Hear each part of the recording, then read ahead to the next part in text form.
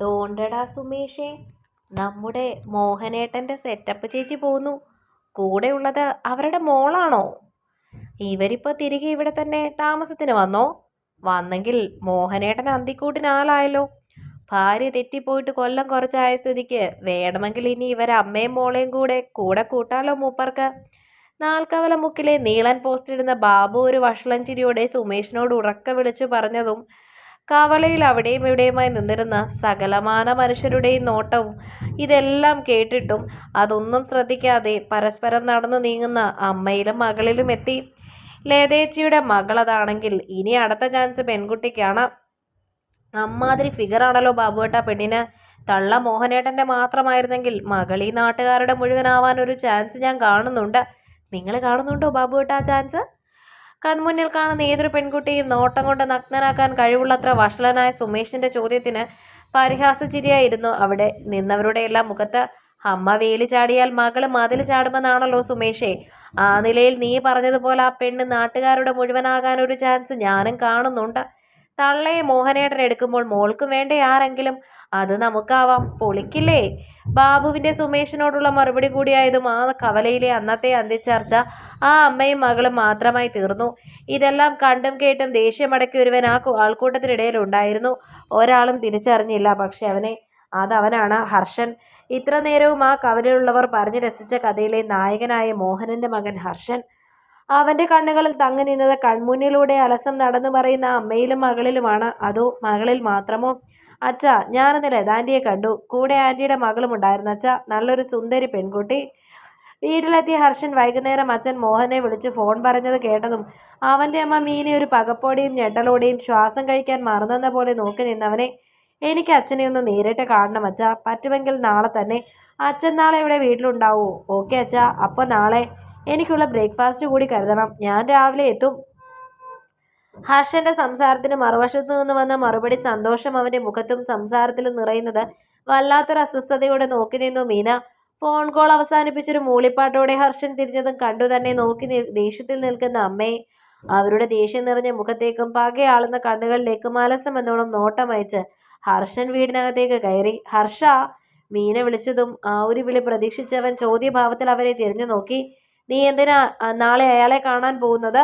അമ്മയുടെ ചോദ്യത്തിൽ ഹർഷന്റെ മുഖമൊന്ന് ഇരുണ്ടു. ആരെ കാണാൻ പോകുന്ന കാര്യമാണ് അമ്മ ചോദിക്കുന്നത്? എനിക്ക് മനസ്സിലായില്ല. ഹർഷൻ മീനയിൽ തന്നെ നോട്ടമുറപ്പിച്ച് തിരികെ ചോദിച്ചതും അവനോടുള്ള ദേഷ്യം നിറഞ്ഞു മീനയുടെ മുഖത്താകെ. നിന്റെ അച്ഛൻ മോഹനെ നീ നാളെ എന്തിനാ കാണാൻ പോകുന്നതെന്നാണ് ഞാൻ ചോദിച്ചത്, മനസ്സിലായോ? പല്ലുകൾ കടിച്ചമർത്തി മീന ചോദിച്ചതും അവരെ പരിഹാസിക്കും പോലെ ഒരു ചിരി ഹർഷന്റെ ചുണ്ടിൽ തെറിഞ്ഞു. അമ്മയുടെ ചോദ്യത്തിലുണ്ട് അമ്മയ്ക്കുള്ള ഉത്തരവും. അതെന്റെ അച്ഛനാണ്, അതുകൊണ്ട് ഞാൻ കാണാൻ പോകുന്നു. തികച്ചും സാധാരണ എന്ന വിധം പറഞ്ഞവൻ റൂമിലേക്ക് കയറിയതും അവന് പിന്നാലെ തന്നെ റൂമിലേക്ക് കയറി മീനയും. നീ നാളെ അയാളെ കാണാൻ പോകുന്നത് ആ അഴിഞ്ഞാട്ടക്കാരിയും അവളുടെ മകളെയും പറ്റി അയാളോട് എന്തെങ്കിലും പറയാനാണോ? ആണെങ്കിൽ അത് വേണ്ട. അവരുടെ ഒരു കാര്യത്തിൽ നീ ഇടപെടുകയോ നിന്റെ അച്ഛനെ ഇടപെടുത്തുകയോ വേണ്ട.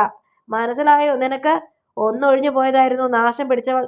ഇപ്പോൾ വീണ്ടും വന്നേക്കുവാണ് മകളെയും കൊണ്ട്. ബാക്കിയുള്ളവന്റെ സമയദാനം കളയാനായിട്ട് മുടിഞ്ഞു പോവത്തേ ഉള്ളൂ അവൾ. എൻ്റെ ജീവിതം തുലച്ച അവൾ നശിച്ചു പോകും. അത് ഞാൻ എൻ്റെ കണ്ണുകൊണ്ട് കാണും. ഇരു കൈകളും നെറുകയിൽ വെച്ച് ലതയെ ശപിക്കുന്ന മീനയെ കണ്ടതും മേശപ്പുറത്തിരുന്ന വെള്ളമടങ്ങിയ ജഗ് നിലത്തേക്ക് ശക്തിയിൽ വലിച്ചെറിഞ്ഞ് അവിടെ നിന്ന് ഇറങ്ങിപ്പോയി ഹർഷൻ. അവൻ്റെ ഇറങ്ങിപ്പോക്ക് നോക്കി നിന്ന മീനയുടെ മുഖത്ത് അന്നേരം പൈശാചികമായൊരു ഭാവം തെളിഞ്ഞു നിന്നു. കാറിൽ നിന്നിറങ്ങി ഓടിക്കിതച്ചാണ് മീനയെ അമ്പലമുറ്റത്തേക്ക് എത്തിയത്. വിയർപ്പിൽ കുതിർന്നിരുന്നവരുടെ മുഖമെങ്കിൽ വാരി വലിച്ചു ചുറ്റിയൊരു സാരിയാണ് അവർ ധരിച്ചിരുന്നത്. അമ്പലമുറ്റത്തെത്തിയതും പിടിച്ചു കെട്ടിയ പോലെ നിന്നുപോയി മീന. കൺമുന്നിലെ കാഴ്ചയിൽ ലതയുടെ മകൾ മായയെ താലികെട്ടി സിന്ദൂരമണിയിക്കുന്ന തൻ്റെ മകൻ ഹർഷൻ, അവനും അവൾക്കും അരികിലായി ചിരിച്ച് സംസാരിച്ച് നിൽക്കുന്ന മോഹനും ലതയും. നിയന്ത്രണം നശിച്ചുപോയി മീനയുടെ. എടി നശിച്ചവളെ! ഉറക്കെ അലറി കൈവീശിയെടുത്ത് മീന മായയ്ക്ക് നേരെ.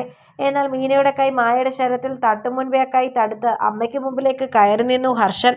അന്നേരത്തെ അവൻ്റെ മുഖഭാവം മീനയിൽ ഒരു ഭയം സൃഷ്ടിച്ചെങ്കിലും തനിക്ക് തടസ്സമായി വന്നവനെ മാറ്റി ലതയ്ക്ക് നേരെ തിരിഞ്ഞു മീന. നീ എൻ്റെ അടുത്തു നിന്ന് ആദ്യം എൻ്റെ ഭർത്താവിനെ നിൻ്റെ ശരീരം കാട്ടി മയക്കിയെടുത്തു.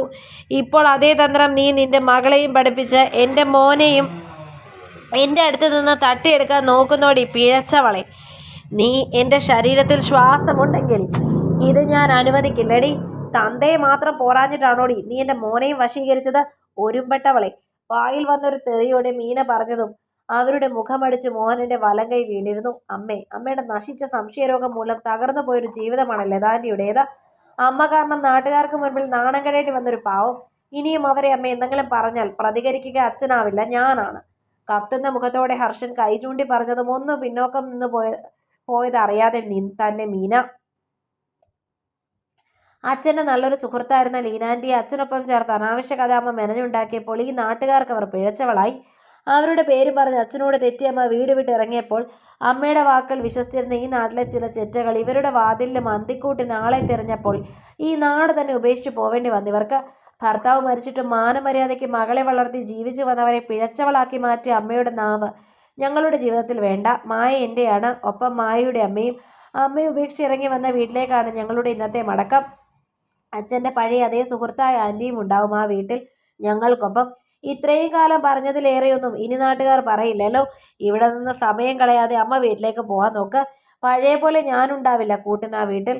ഒരു സ്ത്രീ തനിച്ചു നിൽക്കുന്ന ബുദ്ധിമുട്ട് അമ്മയും ഒന്ന് അറിയുന്നത് നല്ലതാണ്. ചെല്ല. ഉറച്ച ശബ്ദത്തിൽ അമ്മയോട് പറഞ്ഞ് തൻ്റെ ഇരുഭാഗത്തുമായി മായയും ലീനയും ചേർത്ത് പിടിച്ച് ഹർഷൻ നടന്നതും അവളെ ആകെയൊന്ന് നോക്കി അവർക്കൊപ്പം നടന്നു മോഹനനും. ആരും തുണയില്ലാത്ത അമ്പലമുറ്റത്ത് അപ്പോഴും താൻ ദുഷിച്ച മനസ്സിലെ ദുഷിപ്പേറിയ ചിന്തകളുമായി തനിച്ചു നിന്നു മീന. തോൽക്കാൻ മനസ്സില്ലാതെ, തിരുത്താൻ മനസ്സില്ലാതെ. കഥ നിങ്ങൾക്കിഷ്ടമായെങ്കിൽ ലൈക്ക് ചെയ്യൂ. നിങ്ങളുടെ അഭിപ്രായങ്ങൾ കമൻ്റായി രേഖപ്പെടുത്തൂ. കൂടുതൽ കഥകൾ കേൾക്കാൻ ഈ ചാനൽ സബ്സ്ക്രൈബ്